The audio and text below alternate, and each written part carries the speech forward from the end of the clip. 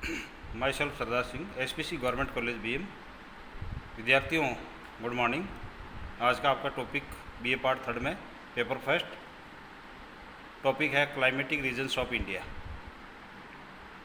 तो विद्यार्थियों, सबसे पहले भारत की जलवायु का अध्ययन करते हैं। तो भारत की जलवायु को सबसे पहले प्रभावित करने वाले कारक और कौन से हैं जिसके कारण जो भारत की जलवायु वो निर्धारित होती है।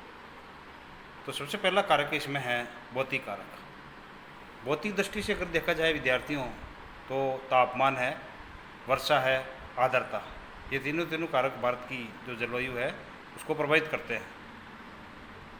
तापमान, जैसे राजस्थान के एक और जो मरुस्थलीय भाग है वहाँ तापमान उच्च रहते हैं तो गर्म जलवायु पाई जाती है, उष्ण जलवायु पाई जाती है।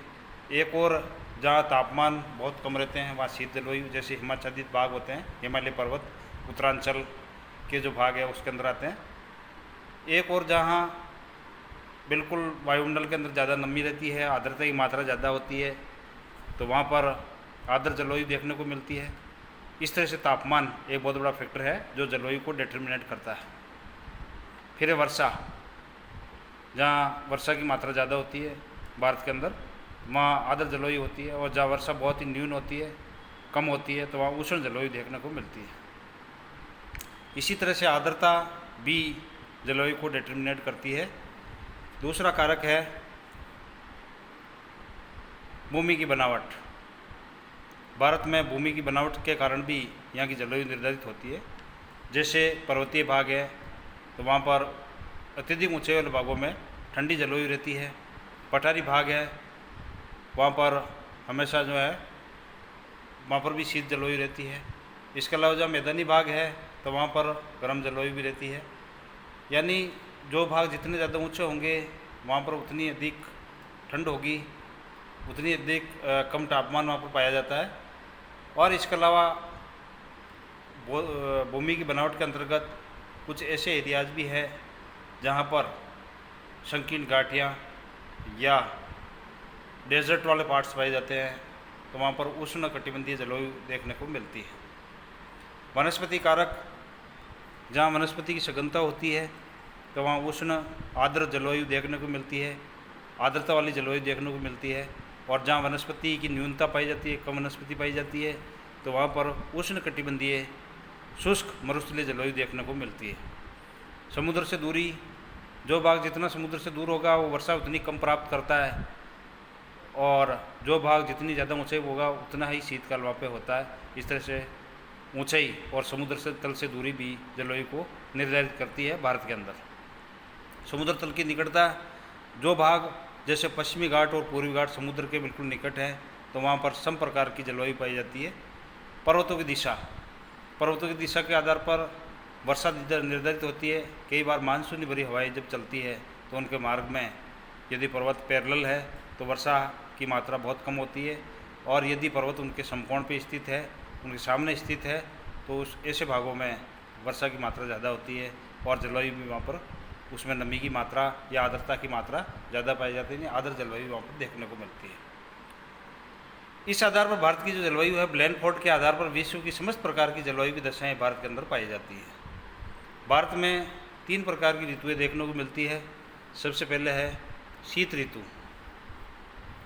शीत ऋतु ये नवंबर से मार्च के महीने तक चलती है, और कैलेंडर के अनुसार शीत ऋतु में स्वच्छ आकाश होता है, सुहावना मौसम होता है, निम्न तापक्रम होते हैं, आर्द्रता सर्वोच्च होती है, दैनिक तापांतर ज़्यादा होते हैं, धीमी हवाएं प्रमुख रूप से चलती है।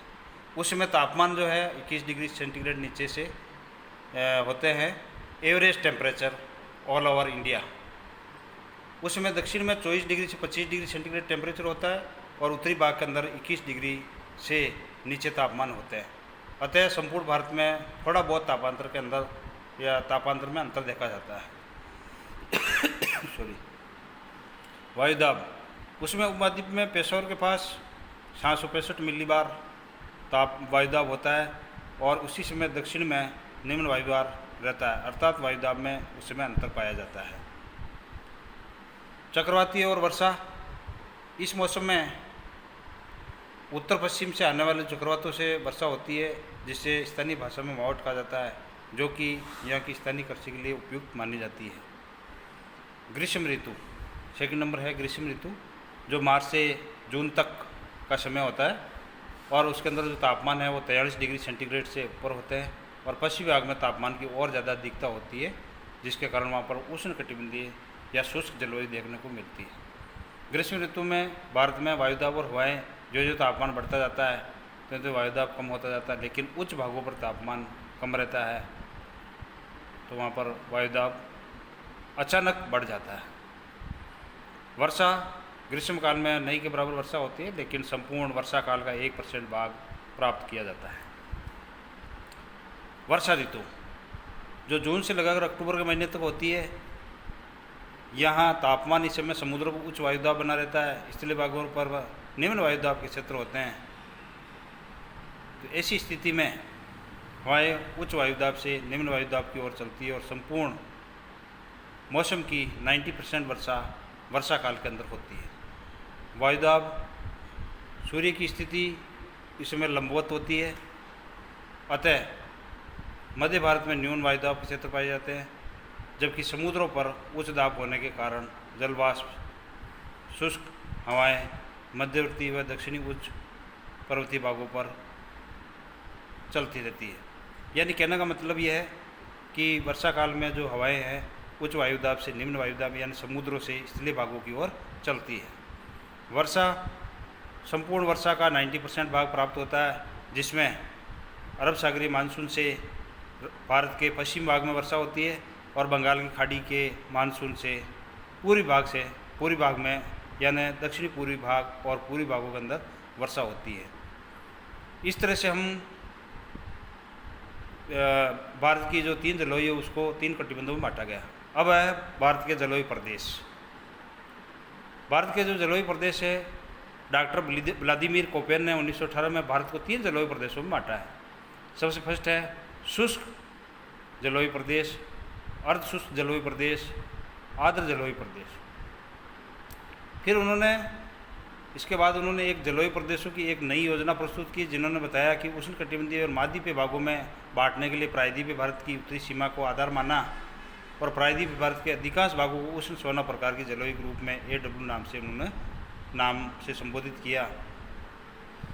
भारत की जो अधिकांश भाग को गर्म शुष्क और शीत जलवायु के रूप में CWG के नाम से संबोधित किया और इन दोनों भागों को CWG और AW मध्य रेखा द्वारा महाद्वीपीय व उष्णकटिबंधीय भारत में विभाजित करने वाली रेखा के समान माना है। तो भारत में व्लादिमीर कोपेन ने वार्षिक और मासिक औसत तापमान, वर्षा की मात्रा, स्थानीय वनस्पति इत्यादि को दर्शाने के लिए अंग्रेजी वर्णमाला के अक्षरों को प्रयोग किया गया, जिसमें सबसे पहले प्रकार की जो जलवायु है वो है AMW।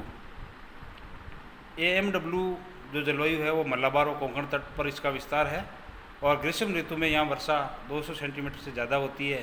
शीत ऋतु शुष्क होती है। उष्णकटिबंधीय सदाबहार वन इन भागों के अंदर मिलते हैं।